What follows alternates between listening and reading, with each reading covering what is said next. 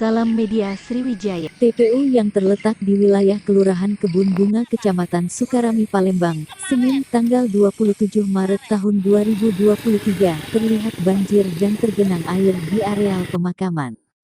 Banjir yang 50 hingga 1 meter tidak terlihat sama sekali pedapuran dan batu nisannya.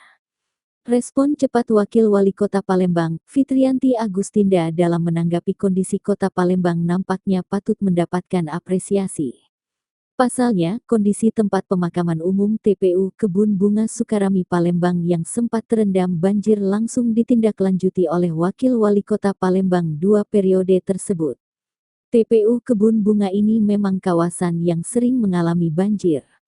Maka dari itu hari ini kita sengaja datang untuk melihat secara langsung untuk apa yang bisa kita lakukan terkait untuk penanggulangan banjir di TPU Kebun Bunga, kata Fitri.